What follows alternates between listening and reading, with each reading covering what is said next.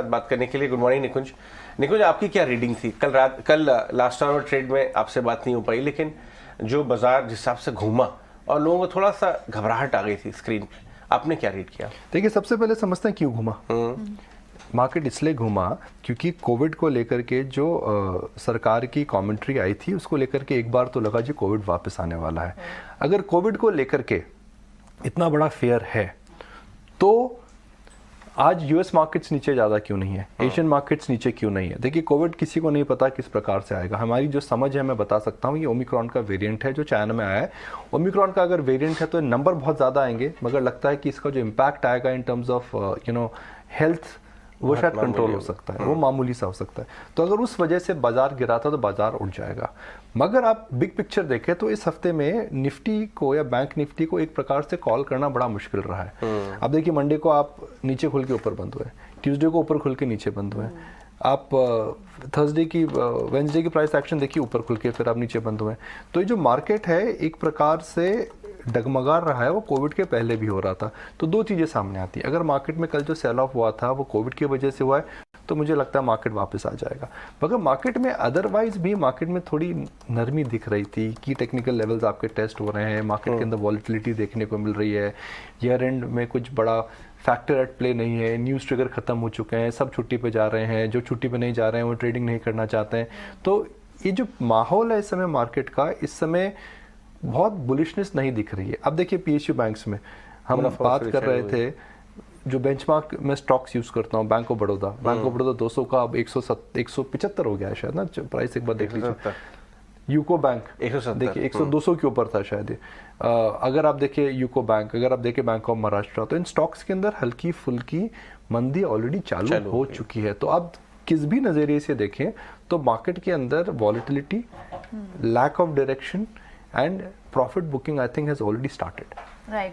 तो लेकिन निकुंज, चाहे कोविड का ही फियर है, अगर एक दो दिन इस पर भी मार्केट रिएक्ट करता है, कल जैसे फार्मा इंडेक्स था लगभग 2.5% ऊपर था, क्या एक दो दिन के लिए लगता है कि फार्मा स्टॉक्स पे मूव्स देखने को मिल सकते हैं, कंटिन्यूड रह सकती हैं?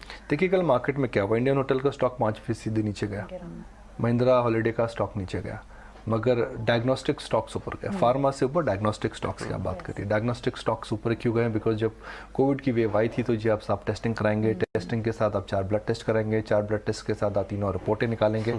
तो फार्मा कंपनीज को, जो डायग्नोस्टिक कंपनीज का जो पीक बिजनेस था वो कोविड की पीक पर हुआ था। तो अब मार्केट बोल रहा है जी अगर चाइना के नंबर बड़े आने वाले हैं तो ज़ाहिर इंडिया में भी आएंगे, इंडिया में वापस आएंगे, डायग्नोस्टिक्स की और टेस्टिंग चालू होगी। तो मार्केट ने एक प्रकार से उस ट्रेंड को इंडोर्स करा है। सेकंड ट्रेंड जो मुझे दिखता है वो सीधा दिखता है कि फार्मा की जिन कंपनियों के अंदर कोविड पोर्टफोलियो, उनके अंदर सबसे ज़्यादा उछाल आया, ग्लेनमार्क, डिवीज, कुछ हद तक सिप्ला। तो मार्केट ने जो कल एक क्लासिक कोविड फेयर ट्रेड खेला था। अब मेडिकली जो मेरी अंडरस्टैंडिंग है वो मैं आपसे बता चुका हूँ कि लोगों का मानना ही ओमिक्रॉन का ही एक वेरिएंट है। राइट।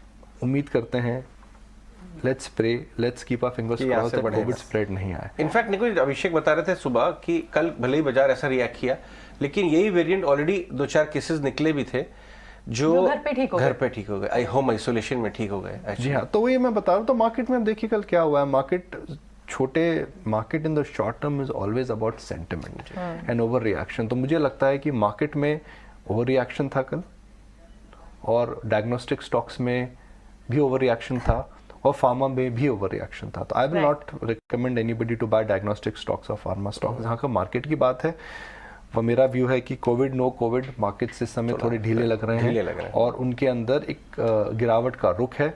अब वो जब न्यूज आती है तो वो एक प्रकार का जी हाँ, राइट, ठंडे मार्केट्स। लेकिन ऐसे में कोविड फियर्स के चलते डायग्नोस्टिक चला, एक और सेक्टर चला, वो था आईटी सेक्टर। इनफैक्ट टीसीएस की कमेंट्री के बाद ही हम देख रहे हैं करेक्शन बड़ा आ चुका है आईटी सेक्टर में। उसके बाद इनका चलना, क्या यहाँ से कोई मीट, कोई फ्लैश डेवलप हो रहा है आईटी सेक्टर के लिए? देखिए, आईटी अब इस लेवल पर आ चुका है जहां पर आप बोल सकते हैं कि जो फंडामेंटली गिरावट जो है कम होनी चाहिए। अब आप अगर आईटी स्टॉक्स में निवेश करना चाहते हैं तो आपको टाइमिंग करना पड़ेगा।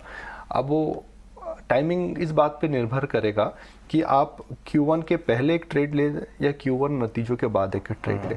Q1 नतीजों के पहले अगर आप ट्रेड लेते हैं, इन्फोसिस के TCS इन्फोसिस के नतीजे जनवरी में आ जाएंगे, तो Q1 के पहले क्या स्थिति है? सबको पता है IT स्लो डाउन हो रहा है, सबको पता है कि IT कंपनीज की कमेंट्री बहुत अच्छी नहीं रहेगी, सबको पता है कि IT सेक्टर के लिए 2023 इतना अच्छा नहीं रहेगा, ये मार्केट को पता है। तो अगर आप ट्रेड उससे पहले लेते हैं तो आप एक प्रकार का ब्लाइंड खेल रहे हैं। ब्लाइंड ये है कि TCS और इन्फोसिस आप क्या सुनेंगे आपको नहीं पता है। मेरा ये मानना है कि wait for these numbers, wait for the management commentary, get clarity. It is better to seen, हम जैसे बोलते हैं, it is better to seen rather than blind in IT। Right, तो यानी अभी भी कोई जल्दबाजी की ट्रेड टेक्नोलॉजी में नहीं लेनी चाहिए। चलिए, शुक्रिया निकुंज आज ये सारे एनालिसिस के लिए।